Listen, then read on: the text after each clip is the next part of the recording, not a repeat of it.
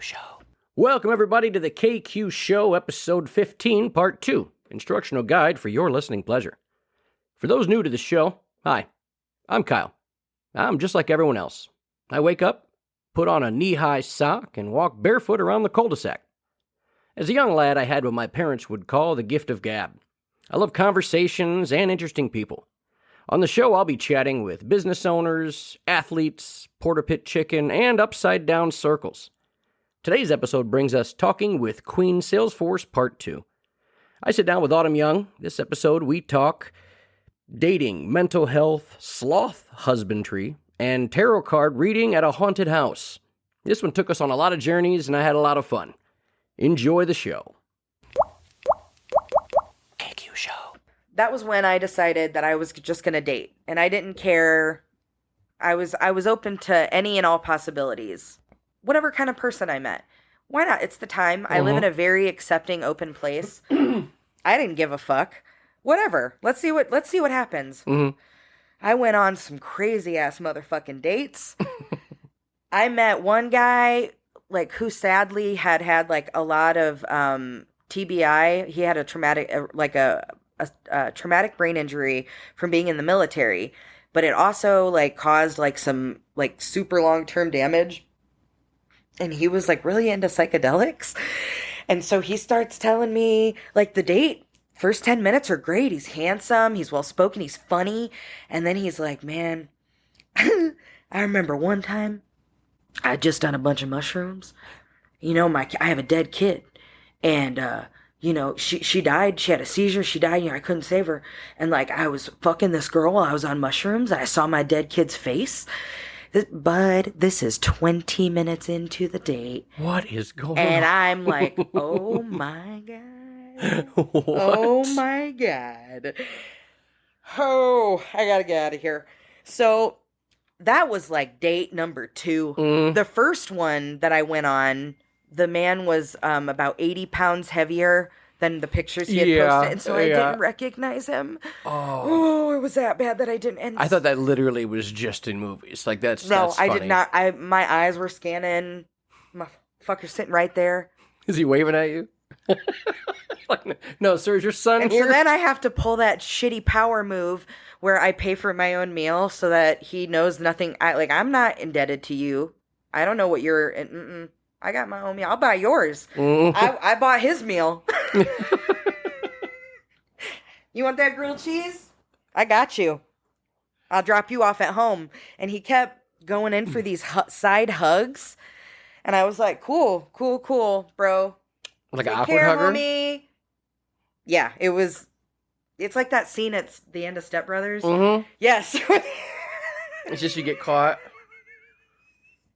I mean, but I've been victim to that. But like small girls, you don't want to come at them anymore. Like the bear hug, oops. Yeah. If you know a girl well enough, you can kind of come at them, and then but it's kind of violent if you just meet somebody. Yeah. You can't just bring somebody's new wife you met into you're your... a tall fellow. Hi there, good morning. No, you got to kind of do either weird little lean. I can do a little. I can still get around to the side, like I'm doing a picture. Hi there, lean in here. A little snapshot. Or else you just got to do the under. Mark, good to see you too. What are you doing? And then it's like a weird skill crane maneuver. Either way, But yeah, so that was a crazy part of my life. And so then I started dating, and that was wild. And then, if you got time, I can tell you some real gems of stories about dating in Portland. Yeah, that was sort of when the craziness started was, I got divorced and then I started dating, which was wild. And then my mom passed away 6 months after my divorce. And actually, to add, salt to the fucking wound, the divorce proceedings that we had to attend, they were being held on the same day I had to fly back for her funeral. Ooh, yeah, the universe was really you gonna feel it. They were coming after you. You gonna learn today. Let me get this at but thankfully, at that point, my ex and I were on okay terms because, I'm going to give credit where credit is due. When my mom died, he really stepped in and he did not need to. So you guys were still... We were not in a good place. We were not speaking when she passed. Things had just gotten really nasty because he ended up going back to the chick and I was really mad about whatever. But when my mom died, I sent him a text. I'm like, hey, my mom died. And he was at my door the next day to sit with me and to talk with me about her. And That's good. we were, and that's, he didn't have to do that. He really didn't. Mm-hmm. And so that was really the only person I knew in Portland who had known my mom or met my mom. And so we spent like a little afternoon together, and yeah, it was just wild. So then, yeah, she passed away, and then 6 months later, my sister lost her last pregnancy, and he was a full-term baby. And so it just kept coming. It just kept coming for our family.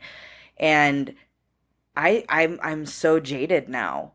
Like I used to, when you're younger, I could still scare myself with thinking about ghosts and thinking about, scary things in my house. And I have been through so much horrific shit in my life that I'm like, hey, it can't be worse. It can't be worse. Come on. That is sort of. And so then, after Courtney loses the baby, we lose my nephew Ivor, and things start going well, and she gets breast cancer, and I'm like, oh. Damn. Now this is all you're still in Portland.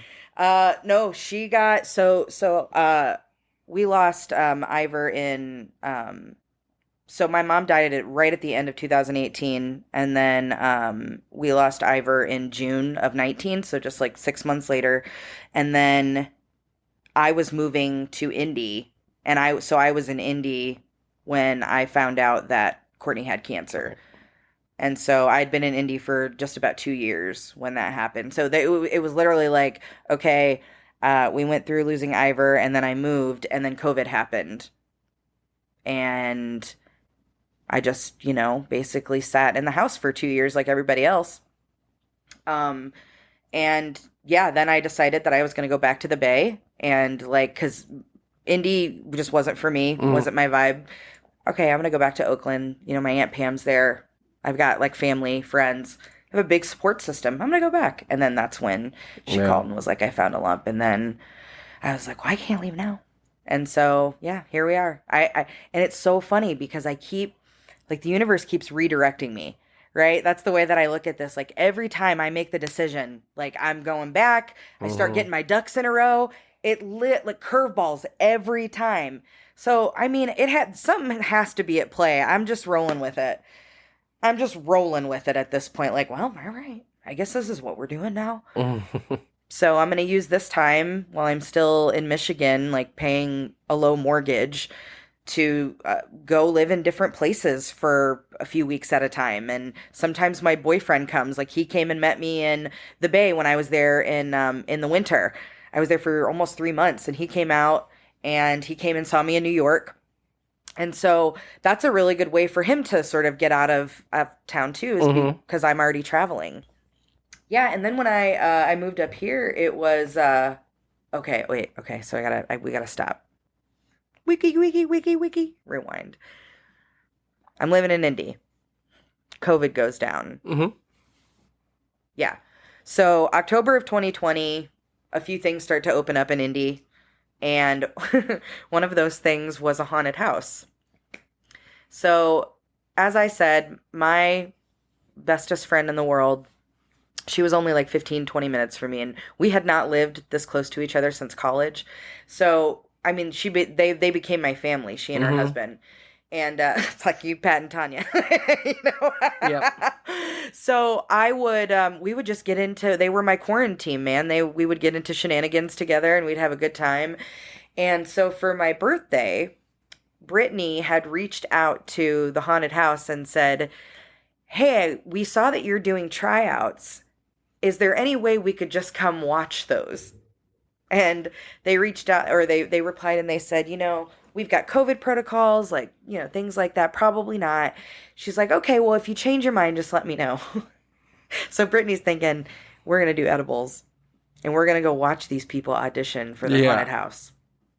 So she's like, it didn't work out. Well, then, 2 days before the auditions, they give her a little message, and they said, you guys can come in. and just like be here and watch. And she's like, fuck yeah. So we all get very stoned in the parking lot because we're in Michigan.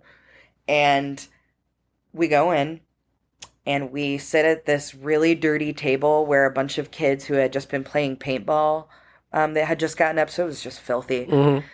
So we like sit down and they come clean it up. Everybody comes in, and oh man, some of these auditions were crazy. Like people barking, some of the questions were like, can you contort your body? I mean, it was the best. It was awesome. And I'm like cracking up. And then I was like, yeah, are you guys like hiring? Like, what's your deal here? 'Cause Yeah. I'm looking for like another volunteer, like pastime. Mm-hmm. And she goes, oh, do you read tarot cards? And I was like, yeah, I read oracle cards.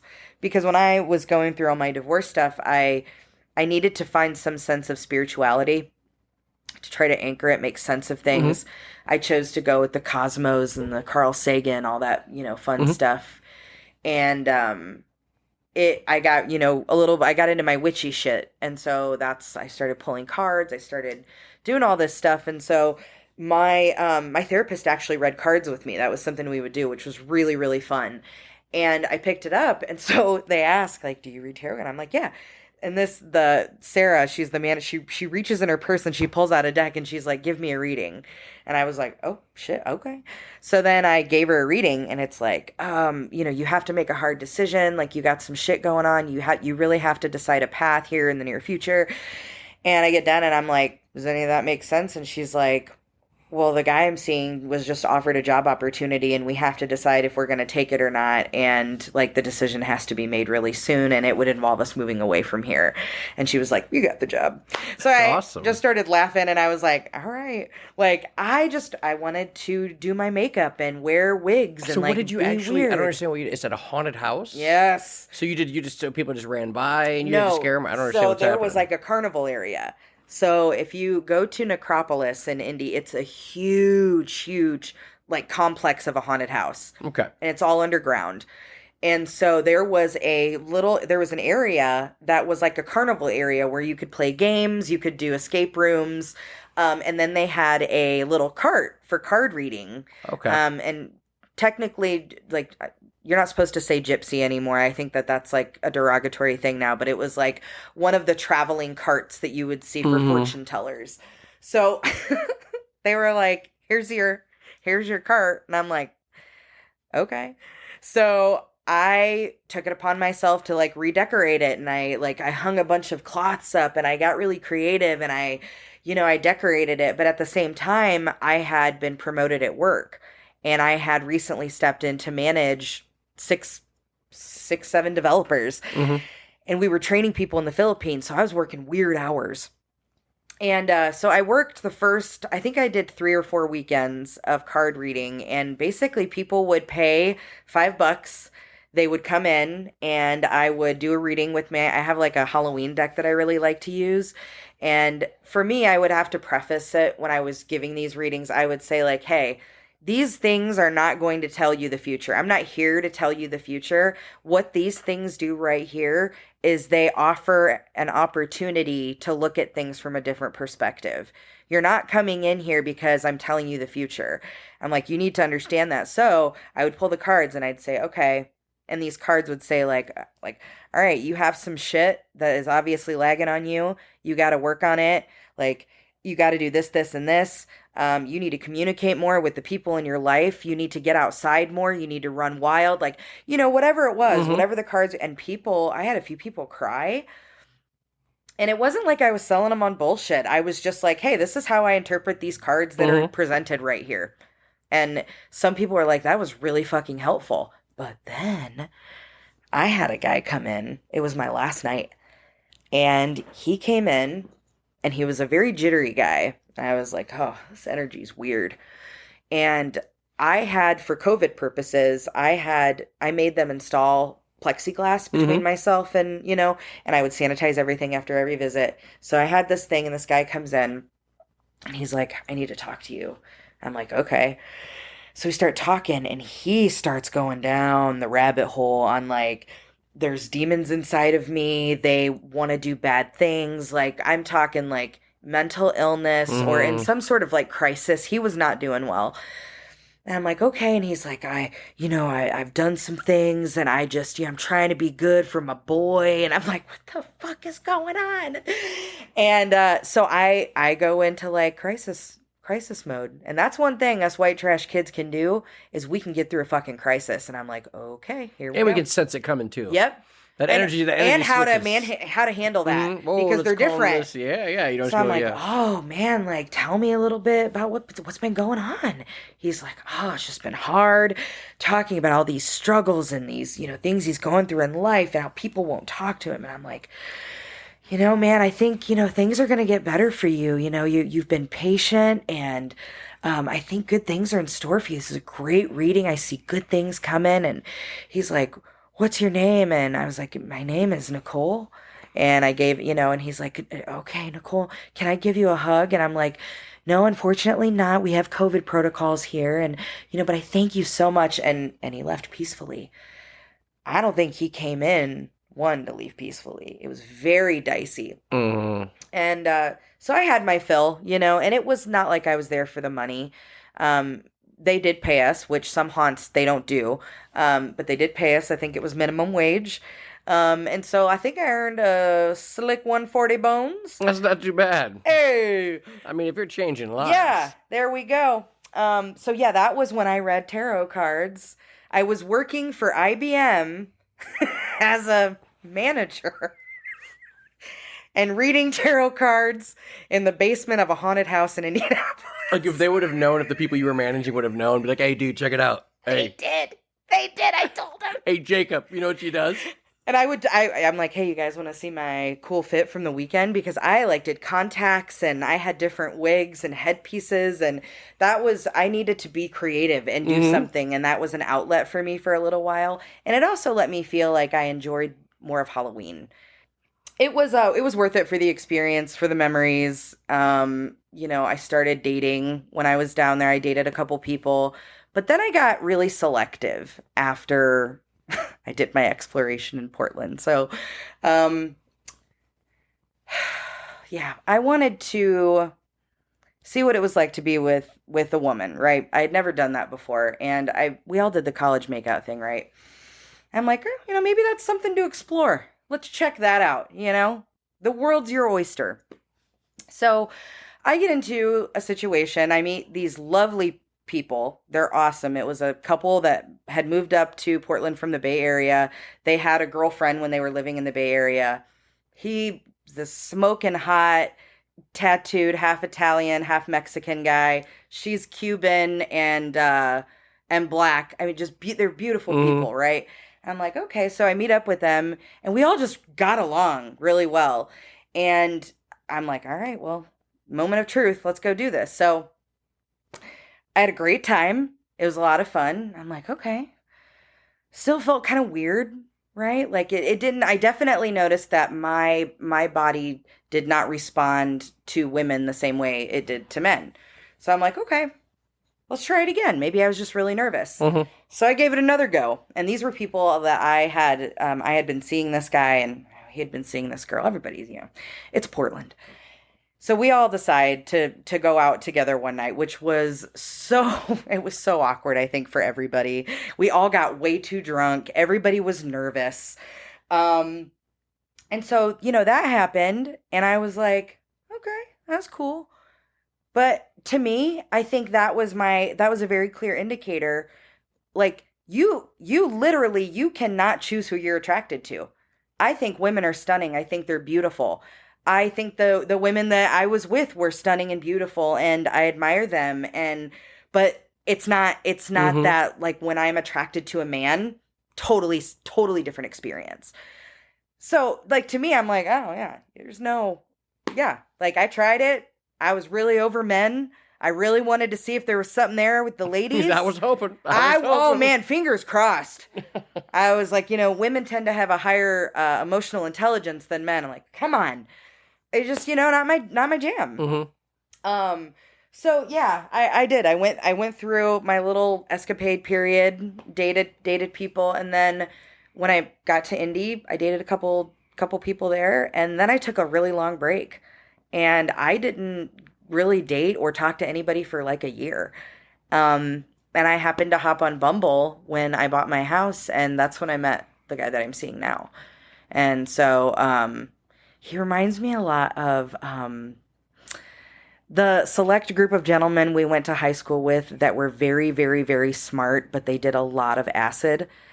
You know, you know that make and Mm-hmm. model.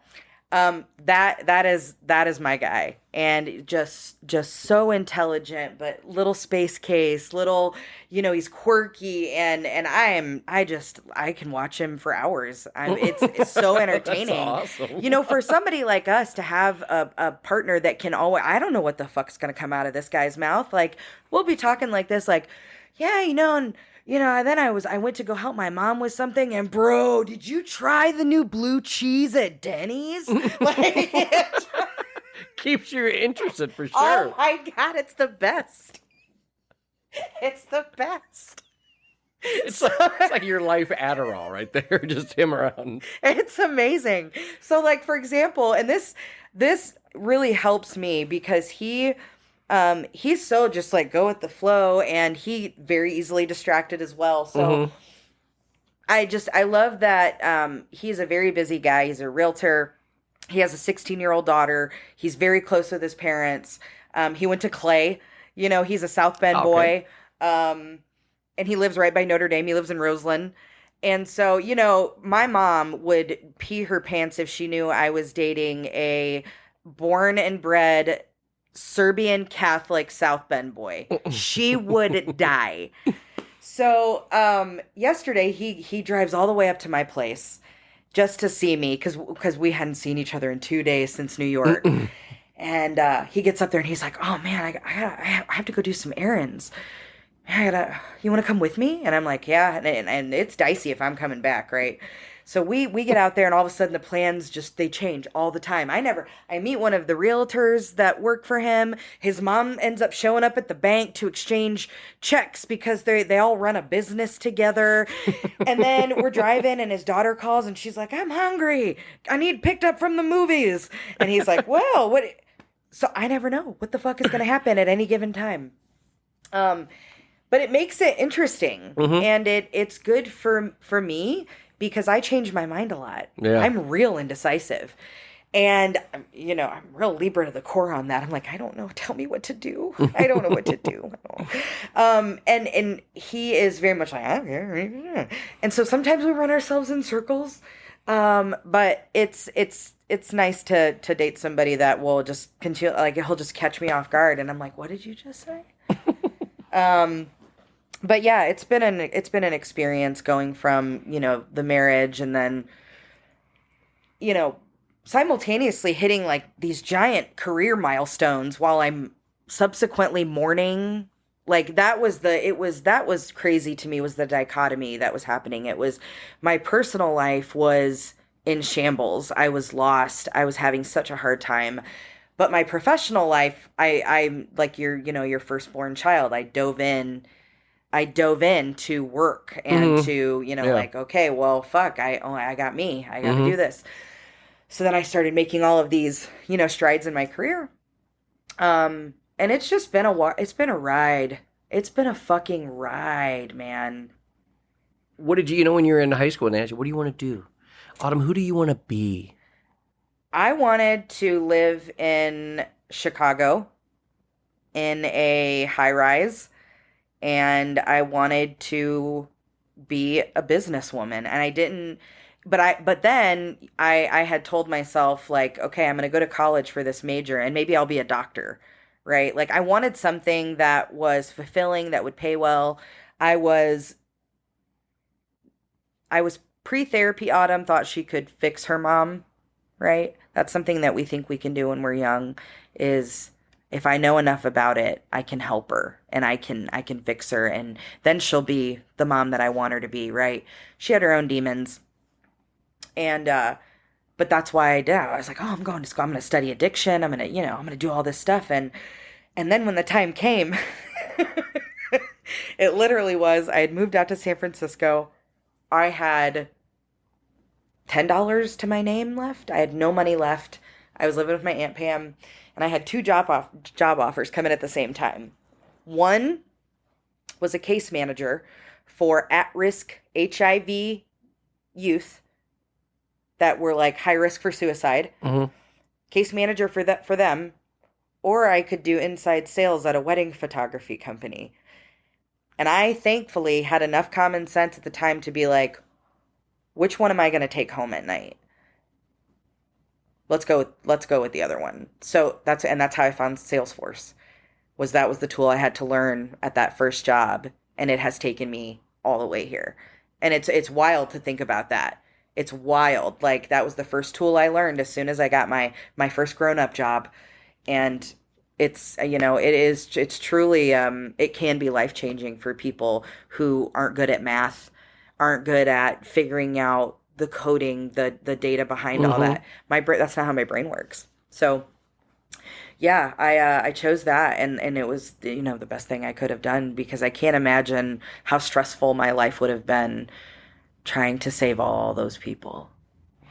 Yeah. Right. And thankfully, when I met my now ex-husband, I knew that I had a bunch of shit that I needed to work through, and I wanted it to work, and I didn't want to push him away because I was damaged and scared. And so I dug in, and I worked my ass off to build trust and communication. And I had somebody that didn't come along that ride with me. Mm-hmm. And it didn't dawn on us that maybe that should have started at the same time, right? So I have just gained invaluable tools from going to therapy, working with different types of therapists, talking openly about it, making it a normal discussion. Like, everybody talks about how they have the fucking flu. Yeah. They got, I got depression. I got real bad anxiety. I have panic attacks. Most people do have something going on these days. And it should be just a normal part of conversation if you feel like sharing that part of your life with people, and I always try to create a safe space for people to talk to me about that shit. And that was one of the best things that came out of that divorce. Was I got to help so many people with shit, like so much behind the scenes. So people who weren't comfortable sharing what was going on with them, I would get IMs like, I don't know how the fuck are you doing this? Is this ever going to get better? Here's what I learned in therapy today. My husband's cheating on me. My wife's cheating.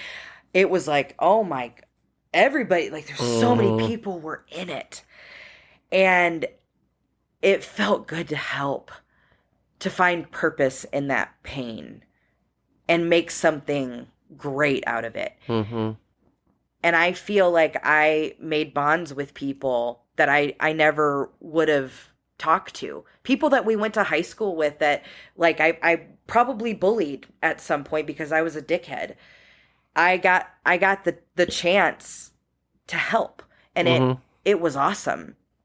And it made me feel good to empower people. Like, you can do that. We can do this. Like, yeah, there's going to be days where you howl in your bed for 4 hours because you can't figure out what your next step is. But then there's those days where you look around and, like, the sky has opened up for you, and you didn't even realize it. It's amazing. And then once you get over that and you come out on the other end, I was just talking to a friend about this. Nobody can tell you shit.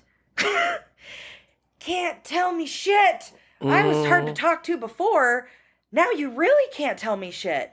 Because if I can survive a divorce from what I thought was the love of my life, my mother losing my nephew, my sister getting breast cancer, me having a hysterectomy, what are you gonna do? What are you gonna do? What are you gonna do? Nothing. What are you gonna do? You tell me shit. It's an enormous perspective. And in some ways it has helped my anxiety immensely. Knowing that I have survived some of the worst things at the same time, and I'm still here. I'm relatively okay. I think we're all a little fucking weird, but yeah. and I just, when you're in it, you don't see that it's possible to be out of it. And for anybody that's listening, like those commercials said, it does get better. It gets so much better. You just really have to love yourself the way that you needed to be loved when you were little. And I know that that's like a heavy, corny thing to say, but when I started taking care of the me that was not protected as a kid, that's when I started getting really powerful. Because I think for a lot of kids that grow up in that blue collar world, the emotional needs are hard when your parents are so tired and they're working all the time and they're trying to make ends meet. And I didn't feel seen a lot. And I didn't feel protected when bad things were happening. My parents had me really young, and they were kind of wild. And I see as an adult now, like, oh my God, I can't even imagine. They were fucking like 25 and 27, they were babies. Yeah. And then they had a kid, and like all of their childhood, like, oh my God, I can't even fucking imagine.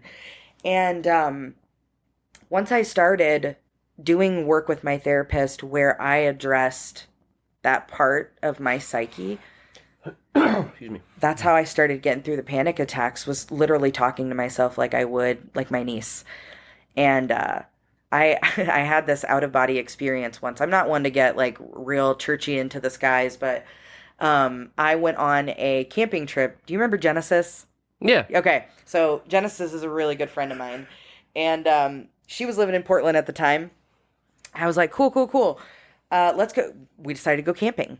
And I had so much stuff I needed to do before I moved. But I'm like, I'm going to go camping. So we go camping, and we like, are bathing in these hot springs, and, we're smoking J's, and we're, having a couple drinks, and there's no cell phone service. And it was the first time that I had been silent in nature since everything had happened, and my body completely freaked out on me. It was one of those things where I was sitting by the fire, and I don't know about you, but like sometimes my anxiety gets triggered when I get too hot. And I was sitting really close to the fire, and I got too hot, and like it just right on cue. And I was like, oh God. And so I got up, and thankfully I was in the company of people that were just like, you okay? Oh, you gotta just like do what you gotta do. And sometimes people hover over you when you're like that. Yeah, like, that makes it worse. Like, oh yeah. no. And they're just like, yeah, okay, like do you, whatever. So I'm like, pacing around. I'm like, oh God. And Genesis, starts, so what's going on? Like, what's in your mind, bud? I start having this freak out. Oh, I'm moving back to South Bend. I said I would never move back there.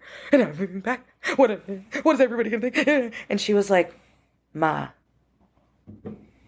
you made it. You good. Go on back. It's gonna be fine. And I was like, I'm having all of these, because my mom, the way she got me out was using shame. So she made fun of people who stayed here, which explains, if you knew me in high school, why I did that so much to people, because that was how my family rolled. It was like, I remember one time I said to her, what if I just stayed and went to IUSB for a year?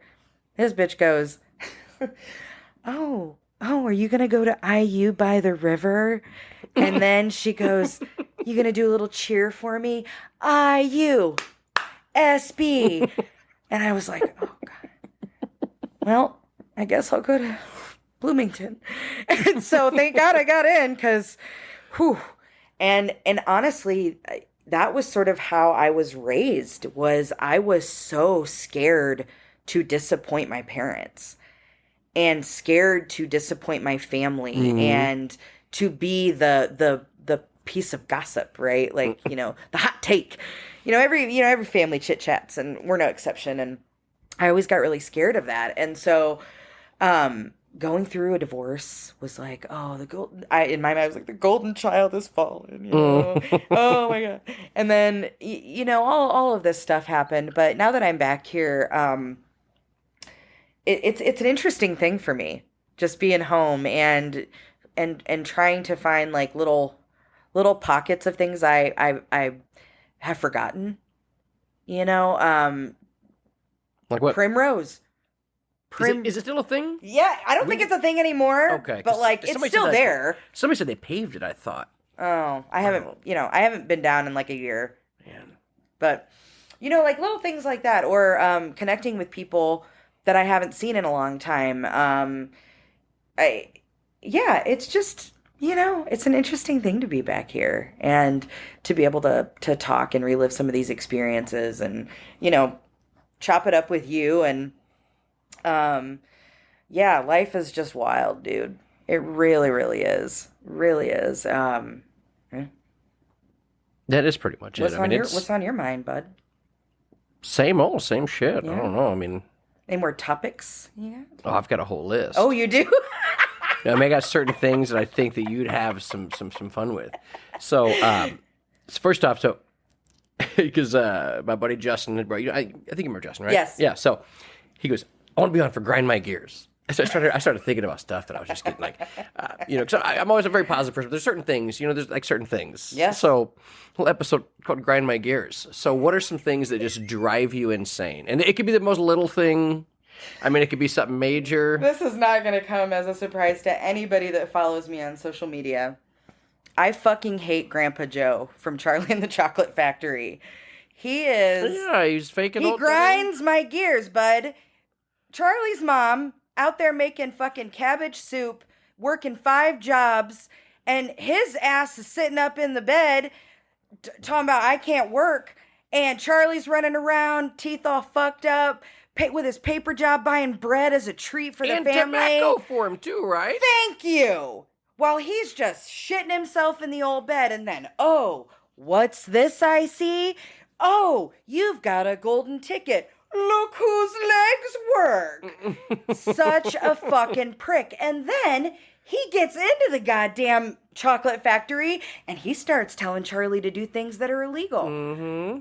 Messing with the fizzy water. Sell the gumball. Thank you.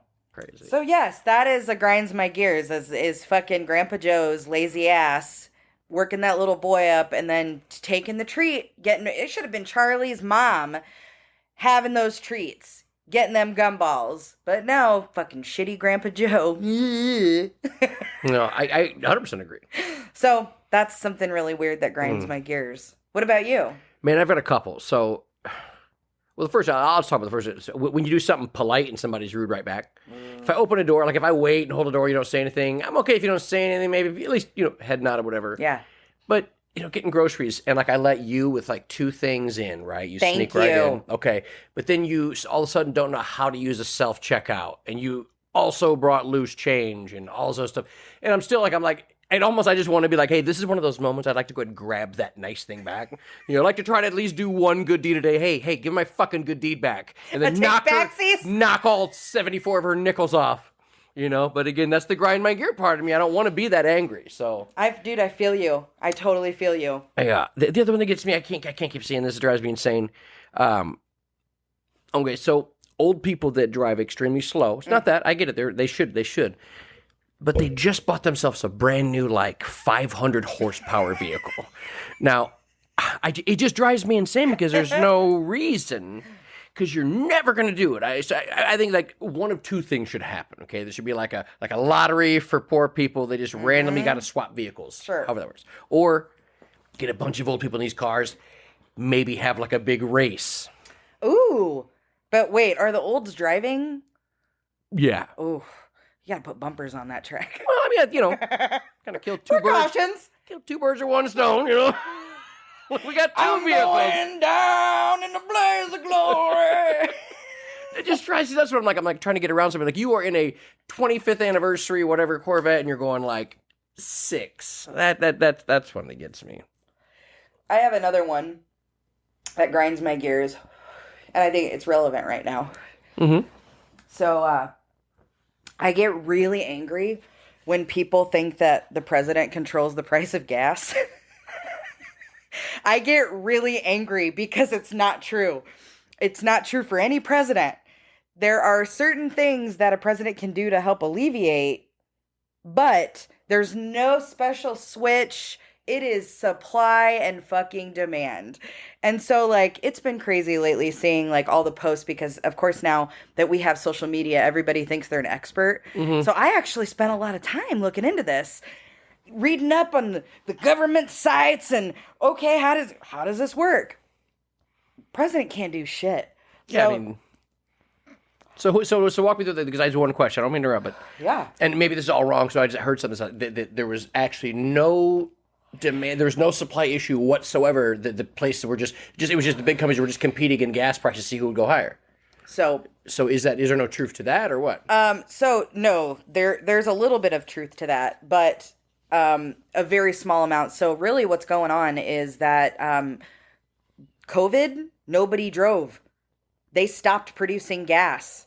They laid off oil workers. Production shut down. We are now in a space where giant cities like Shanghai are opening back up and everybody's going back to work. Americans are going on vacation. Europeans are traveling. People are on planes. Gas is in demand because people want to get out of the fucking house. So you do that math, and then you think about the fact that Russia is one of the largest exporters of oil in the world. And there are a lot of companies that have restrictions on Russia right now. They've got sanctions on them. So that's eliminating a huge pipeline of natural resources. So now the supply is dependent on certain few countries. Russia's out of the mix. Where's that going to come from? And so it's just it literally is the perfect shitstorm. I'm not going to say that I am super thrilled with the Biden admin so far, but this is one thing that no president can really control that. Yeah. And so I think that really fucking grinds my gears. Have you seen that meme that's like it's a picture of a sign that says "I am enough," and it's like a nice way to let your guests know you're struggling. That's valid. That's valid. And like I've been there. It's the self-awareness that's key here. I've been there. I get it. But yes, but it's the worst. It's kind of more of the live, laugh, love. It's also it's like the people that do that are also the ones that want to like be the most positive people or something. I'm like, do you know what you do like for a living? Like be like somebody, a therapist just getting online. Sometimes I can't take it anymore. I'm like, you can't do that type of stuff. Like you can't. Like, do you know what you do? Oh my God. Dude, I just had this interaction happen. Hold on, got a pee. That sounds like a very exciting one. So. But okay, so where we left off. Yes. I follow a really excellent therapist online. It's a guy named John Kim, and he has a channel called The Angry Therapist. And he talks about men's health, wellness. He talks about relationships and attachment styles. A lot of really great content. So he posts something after the most recent shooting. And it was a very reasonable quote, but it happened to have the president's name under it. This other therapist, so like I'm reading through the comments, and it's all these other therapists, right? One therapist says, "Ew, a quote by Joe Biden, so cringe. I look at her page and she's a happiness coach." And so I like write her and I'm like, "Hey, does being happy include being an asshole to other people on the internet?" That bitch deleted her comment. Then another guy below was like, this guy was basically trying to copy the person that we're both following. And I look at his account and I'm like, God, he's like, even the cadence, his voice, like, this is weird. And this guy came on and said something to the effect of, "I thought you would have known better," like a very shaming statement. And so I was like, that sounds like some real manipulative shit you're spewing. May want to rethink that career choice, bud. And he writes me this novel, trying to use all of these big words to make himself sound smarter. Like, you know, he's like, "You're projecting onto me and you shouldn't assume someone's career path if you're not." I mean, it was just this whole thing. And I'm like, you don't like to be called out, do you? Because if I was a person looking for a therapist and I saw you comment that on, I wouldn't fucking call you. You're losing business. Yeah, why put your by negativity putting out that there? shit on your professional account and you know. And so, yeah, it's one of those things where I'm just like, have you met you? What are you doing? Yeah. Coaching people on happiness and then being a troll online. Yeah. It's bananas, man. It's the Wild West. That's why it's weird now to think about like how easy it is for somebody to see something and just take off. Like I do like to troll people sometimes. Just people that do like people that just look for attention mostly. It's just I'm kind of mean that way. Oh, I get trolly too. I definitely get trolly. I don't mean to. I don't go find them personally. It's got to be people I know. Yeah. Like I don't do that because I almost fell down a rabbit hole with a LeBron page one time. Like, you know what? I'm gonna be fine here. I'm like, moving into his house next door, start teaching his kid bad things. These are fireworks. Throw them at your dad. Shit like that. Yeah, you do. You sometimes I get sucked in on political stuff. Yeah, it's just when somebody's so loud but so ignorant, like it's frustrating. And it's not that the person's stupid. It's just stop screaming if you don't know. Like, yeah, if you don't, it's just the loudest. That's not win, right. Yeah, like it's not. And even if you think it's right, like I'm, whatever I believe in, I'm not gonna walk around just screaming it. Yeah. It's just wild, man. And I'm guilty of it too. I get really passionate. I'm a habitual line stepper when it comes to political posts and social justice posts. But I feel like it really means a lot to me because I grew up with so many different types of people and I've been exposed to so many walks of life and I've seen, my friends struggle with shit I never had to deal with. And it just, I get mad when I see people who have benefited from the things that they're like screaming about that are terrible, like people who grew up on food stamps that now don't think other people should have them. Not gonna. Red Joe, yeah, I'm gonna call you out. Yeah, we're gonna talk about that. Like you survived off that.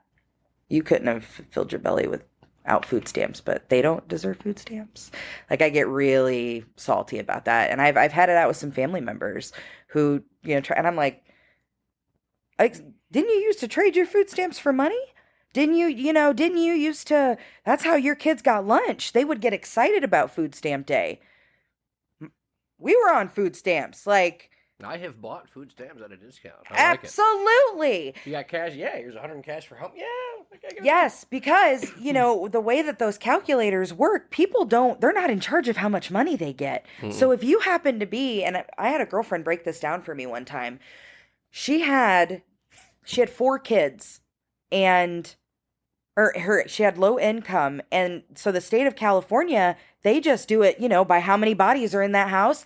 And their food stamp allotment was massive.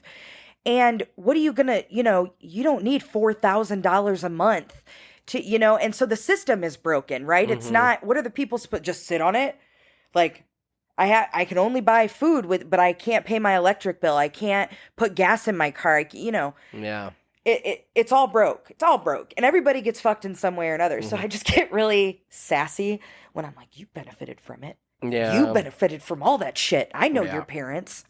Yeah, it's one of it. It is frustrating to a point. That's why, that's why I don't like to. I won't vote. I haven't voted. I don't think I'm registered to vote. I just don't do it because I don't know enough about it. Like I can't I don't even like to have the arguments. To see somebody saying something like there's no way that what you're saying is even me knowing nothing because there's certain things I just don't dabble with and politics is one and it's like. Like I think me and Maddie were talking about, like it's more about the person. Just be a good face for the country is all you gotta do. Like just be, So it's hard not to sit there and watch like when Joe Biden's not really there or alive or on strings or shaking hands with a wall. Yeah. But yeah, no arguments. it's like he should. I personally, I don't think I voted for him because I was like, well, we either got the raper, or the guy checking out on his way out. Yeah. And the raper was also on his way out.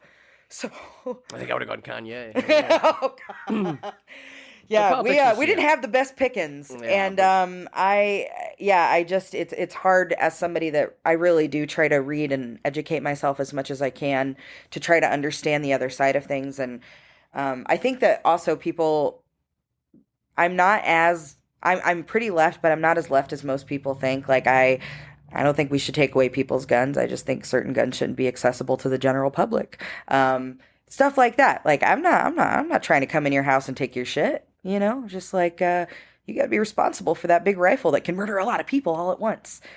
Responsibility. I've been pro nunchuck since day one. Yeah, that's a smart move. I've helped spread the word. You should. Pro nunchuck. I think it's a good chance everyone should have that skill. For sure. Yeah, for sure. And that's what I'm here for. Mm-hmm. Yeah. So yeah, there's a lot of unfriending or muting went on during yeah, when that sometimes whole you shit just got to check out. And I don't take it personally when people unfollow me, because I've had to do that too. And I've just had to straight up delete some people, because it's also that conversation where you're like, what value, am I even talking to this person, or do they simply exist as like a source of information on this social media feed? Yeah.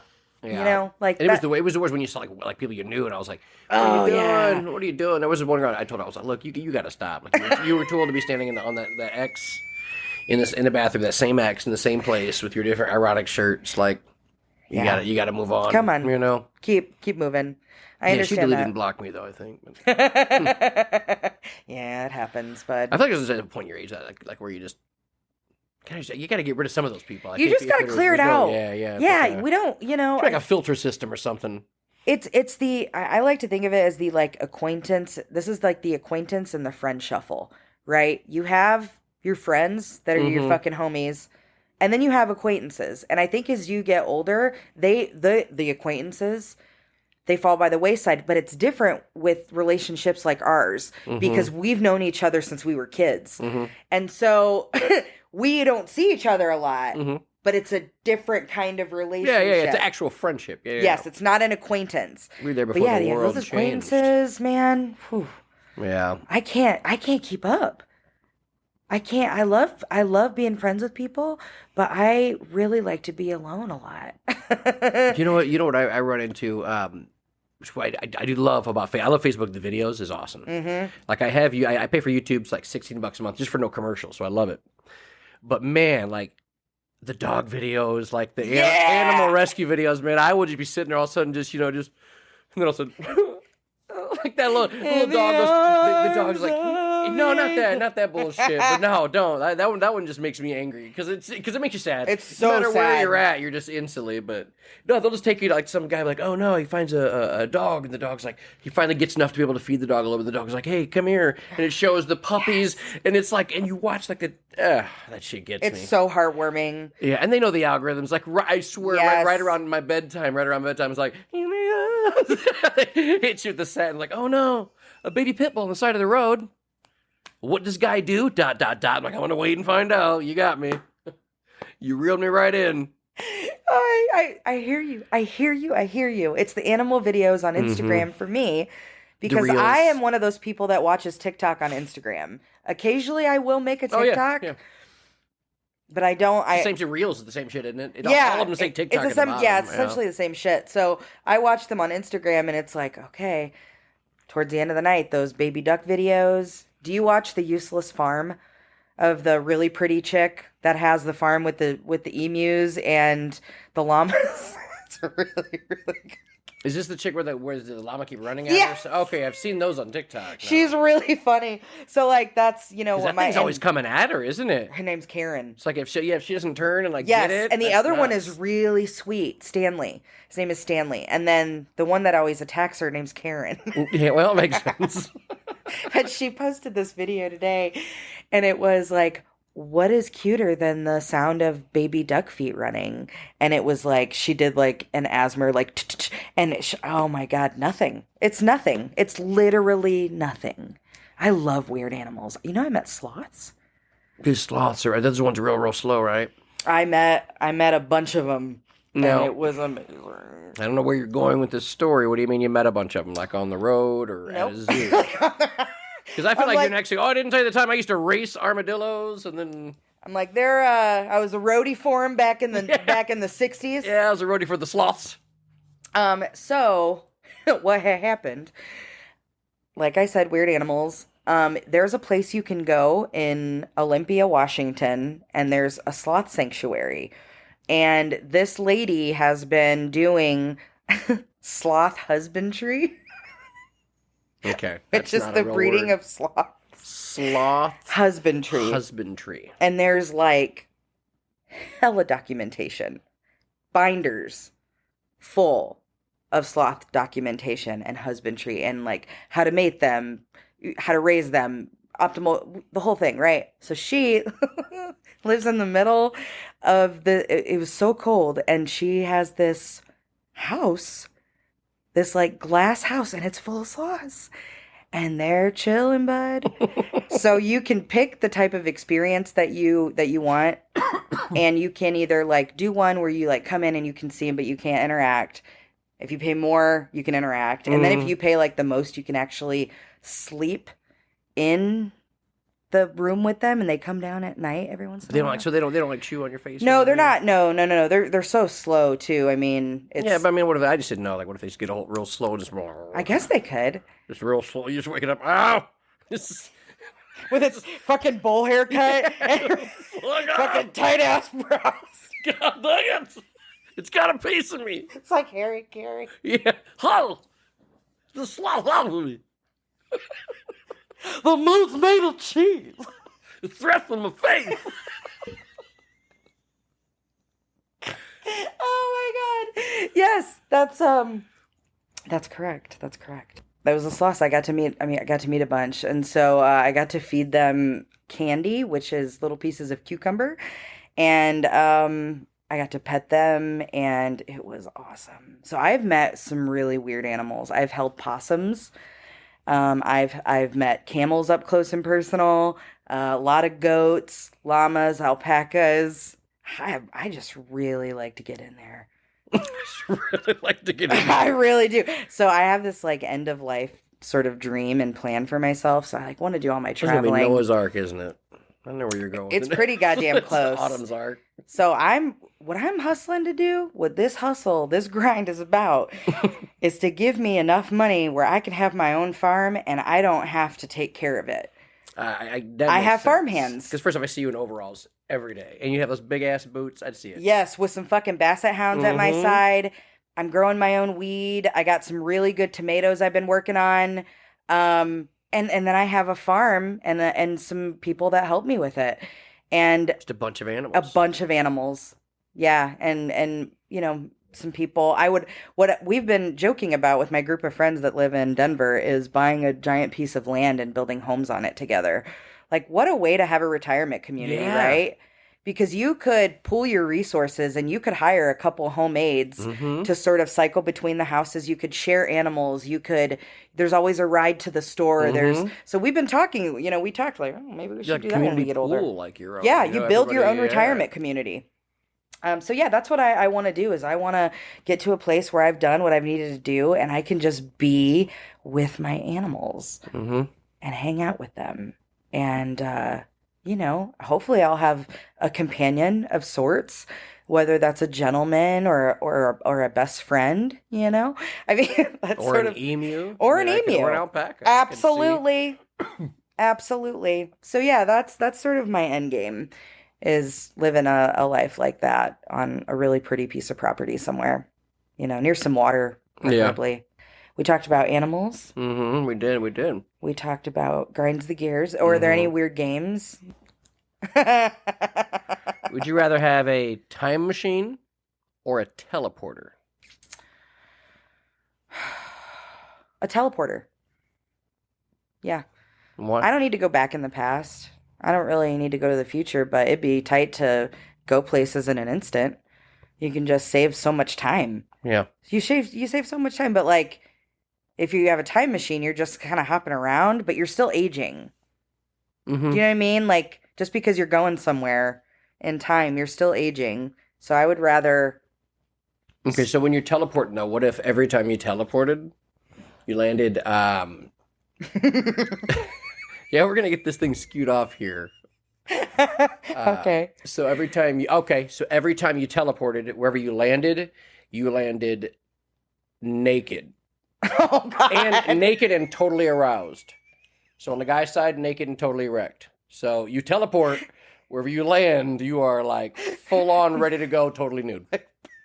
Poos is flaming. Mm-hmm. Oh my God. Or as you say, the labias.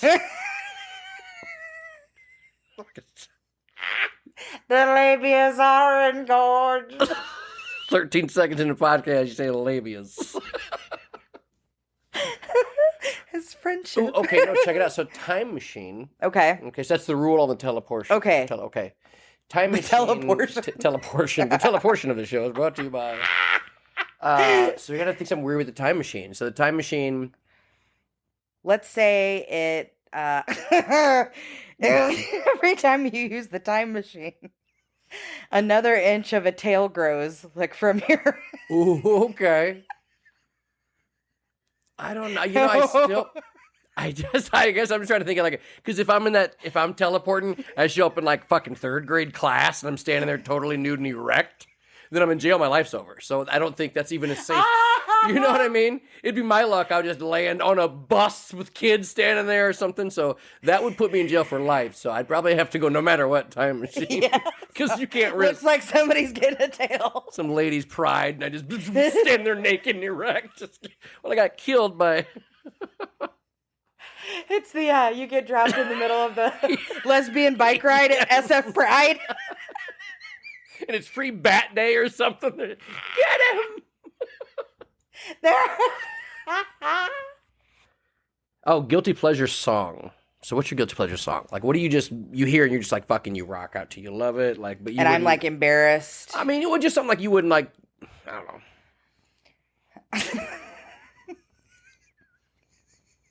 It's bad. Well, I would need to hear it. I would say pretty much any song by Creed in the 90s is a guilty pleasure. Well, arms wide open. That's what I'm singing in my head right now. Under the sunlight. It's embarrassing to share that. I mean, that's not too bad. As your nostrils flare enough to let in the U.S. National Guard. I mean, it's okay. That's not bad. Yours. I mean, damn, now I feel kind of, I mean, I got two, so there's one that gets me. If I hear it, like, I'll, like, want to fucking sing it, okay? Yes. It's Hallelujah. Oh. I don't know Jeff why. Buckley? Any of them. There's so many. Everybody does one. Everybody does. I think Master P did a version. But it's just so, like, I hear it, it's not because it's, it was like, I don't remember from church or anything. I hear it. Yes. And it's fucking...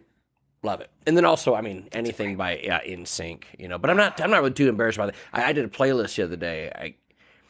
I call it Smooth with a V. Ooh, I like Smooth. it. Yeah, Smooth. I just went riding. It was literally all the boy band hits. I was just like, okay, bet. Like something I forgot about, like a Westlife. Forgot about those cats. Yeah, I had a ball. I was out there just... Fucking LFO. Oh, for sure. Summer Girls was in there. Yeah, it's 98 degrees. I love it. Man, I had everybody in there. So speaking of this music, I want to get your take on this. So I was having a conversation with my boyfriend the other day about high school reunions. And because there's been some like murmurs about our class getting back together and whatever.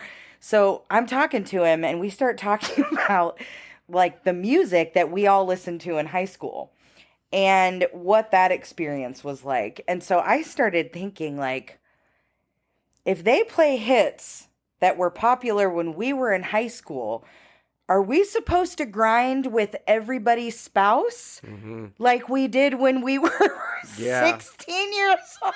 I think so. Like, that's a daddy of 5. And but like, we always dance together. There's going to be a lot of lower backs going out.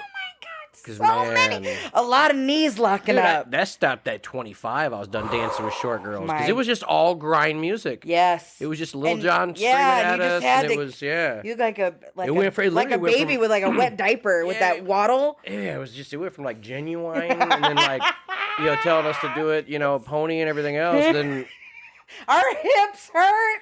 Then Ashanti's coming out there with Ja Rule screaming at us. I want to be another baby. Yeah.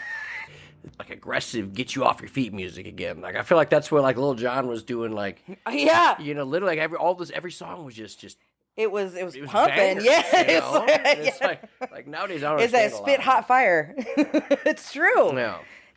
Yeah. Man. What's your guilty guilty pleasure movie then? Or what's your movie you go to, your comfort movie? You know, like when you're like, man, I'm ready to go. I got to just whatever. You need to see that movie. Ooh. You know what I mean?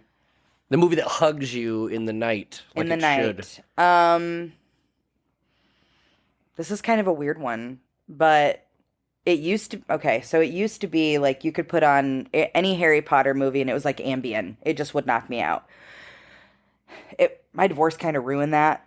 And so I just don't watch those movies as much anymore. But the one that I find myself putting on like quite a bit before bed is if I'm watching a movie, which I normally don't, I put on the female remake of Ghostbusters. I don't know why, but Kate McKinnon and Melissa McCarthy are really good. But I usually watch these crazy videos on YouTube that are like ambiance videos. And they're amazing. So sometimes you can be like sleeping in a van by a lake. Sometimes you can be in an old haunted house and things are happening. Oh, I'm looking this up right now. So what you say, ambiance videos? Yeah, they're called, ambiance. Ambiance. A-M. You see me over here struggling? A-M-B-I-E-N-C-E. Okay. Yes, ambiance videos. Ambiance sleep, for studying, for fucking, Anything or you ambulance want. videos. Yes, finger bang. It says ambiance ASMR. Yes. So it's like you can get ones that are specifically noise related. You can look at other ones that are basically driving Relaxing in a car. Lord of the Rings? Yes. What's going on in the world right now? You know how bored I get with not being able to sleep? Oh, you're going to love this shit. Into the heavy rain and thunder on the roof. I like that. I also like loud babies crying. I'm like, yes. Yeah, you can get ones that sound like bullfrogs in the bayou. Oldies playing in another room. Yes. That sounds so specific. Well, I used to fall It asleep is. on Grandpa's old shed. Yes. And I used to listen to this clock. Holy shit. One of my favorites during Christmas. I wanted to know what a 1718 pirate slept like. There you go. You're in it. Freaky ass boat. You're welcome. Listen to the waves, bobbing and weaving.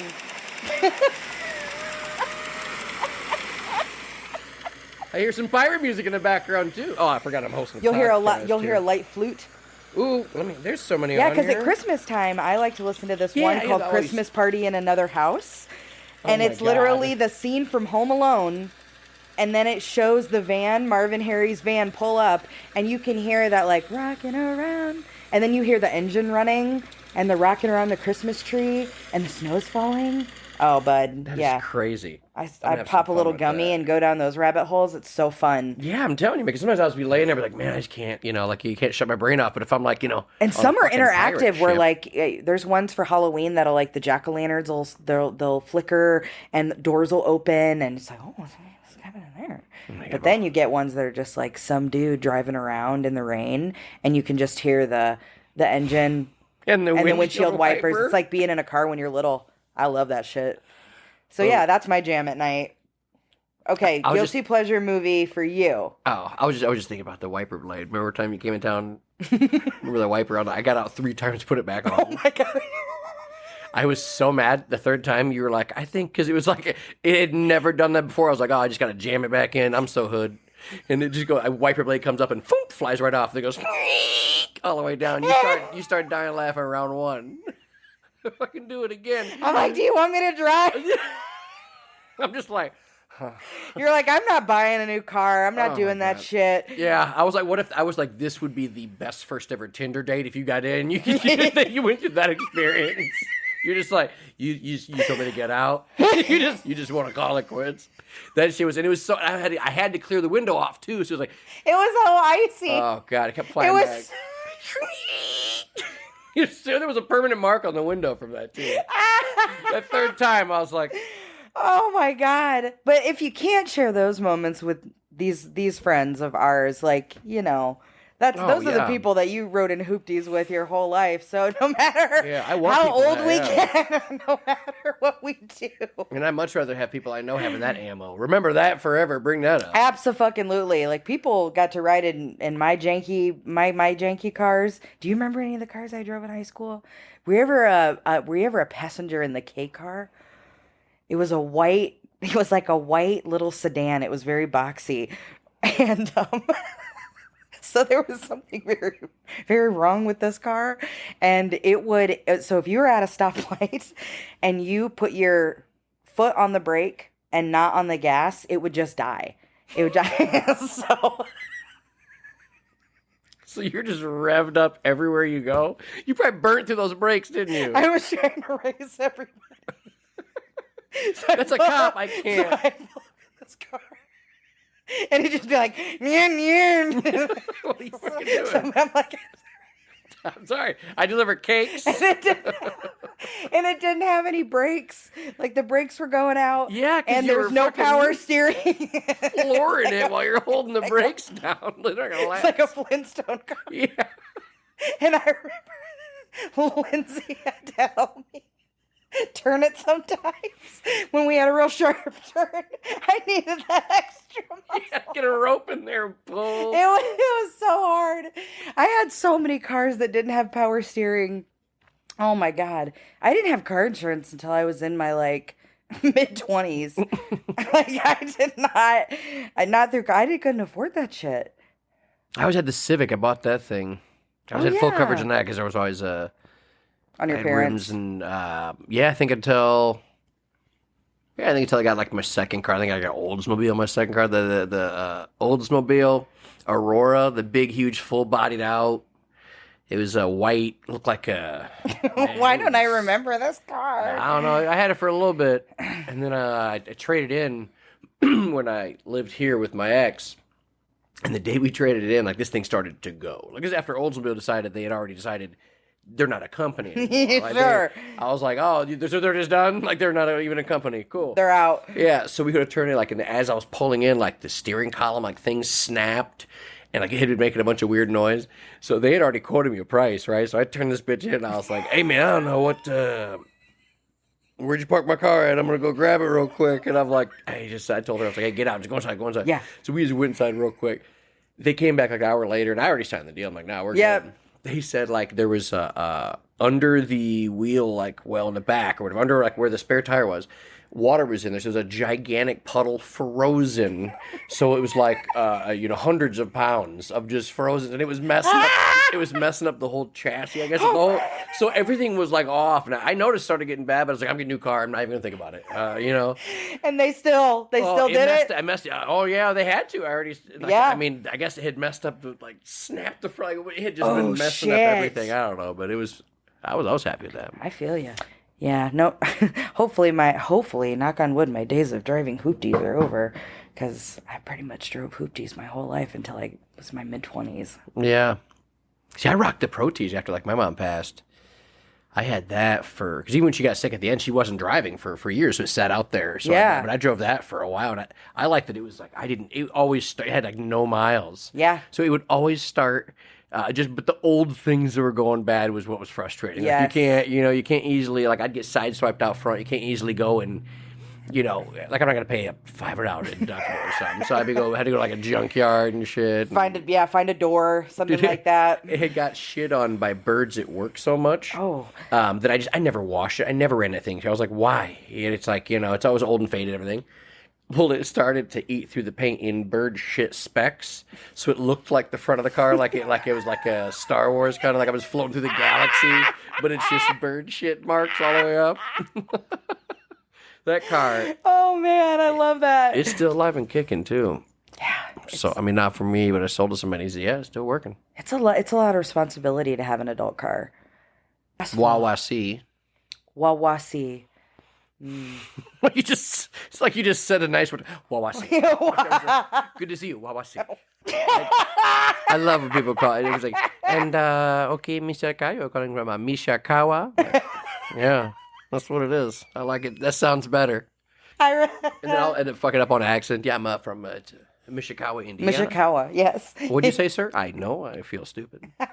Mishakawa. Dude, I do that with jalapenos. I always say jalapenos. I just jokingly always say jalapenos. My dumbass will order it, and they're like, hey, dude, hey, jalapenos. Yeah, we got you. Hey, piss all over that thing. This guy's weird. He says jalapenos. Oops.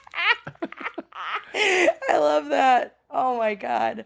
So you know how we've got caramel, mm-hmm. and they say Carmel. But Carmel by the Sea, beautiful beach town, and then you've got Carmel, Indiana. Yep. Carmel. Carmel. Sounds weird. Yeah, because you say Carmel. Yeah. Yeah, I but feel like I'm calling like somebody. but Hey, it's Carmel. not called Carmel by Somebody the get Sea. Carmel. Sounds like they're just skewing off. So I got made fun of for that, and then I got made fun of big time for saying San Rafael instead of San Rafael.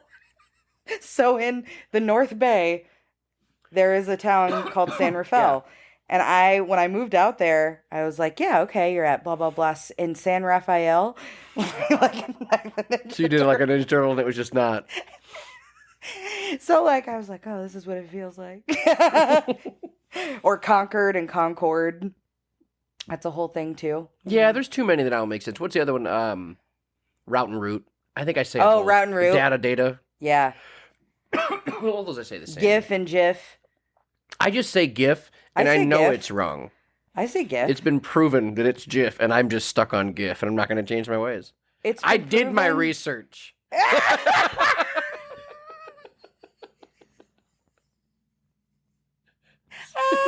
Spent hours on this. I did it.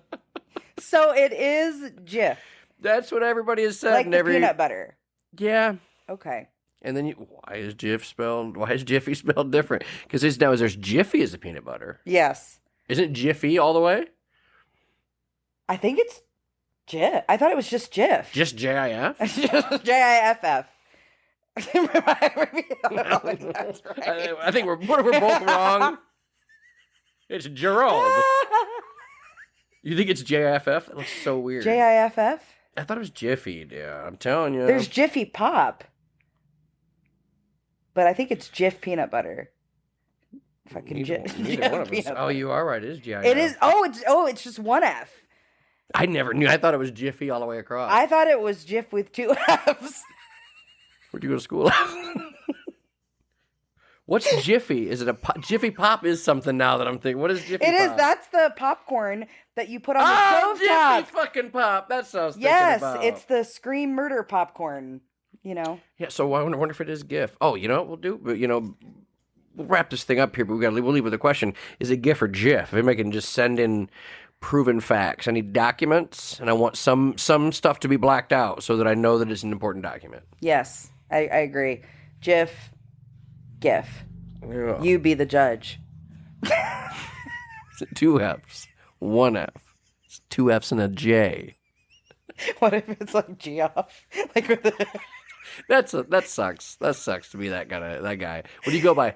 Some people say you go short. No, some people say you don't shorten it to Jeff, you shorten it to Greg. I was flabbergasted by this myself. I've never met a Greg that's a Geoff. Me neither. Only one. And so I kept going, no, he's a Geoff. I'm like, I'm not calling this guy Greg. No, you're not getting away with this, Geoff. Your parents fucking did that to you on purpose, Geoff. Fucking Geoffrey. Or is it Geoffrey? Oh. Mm. Well, Gino. Geoff. Oh, I got one. I forgot to ask. Okay, if you could be any animal, what would you be and why? Any animal. What would I be? That's a tough one, bud. Oh my, I'd probably honestly be like a rich person's dog. You like you're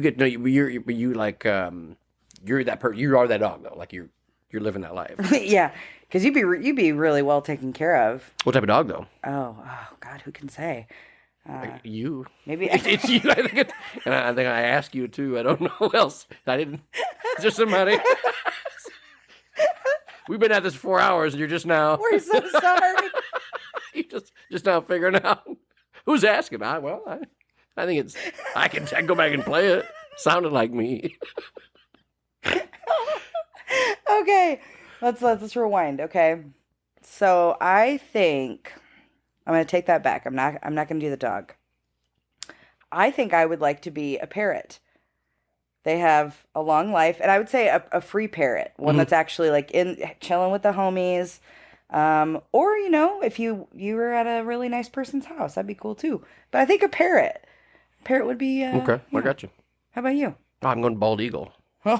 Yeah, freedom, Fucking fly anywhere, immediately. fly anywhere, eagle. You're in somebody's home. I'm free. You just put yourself as someone's pet.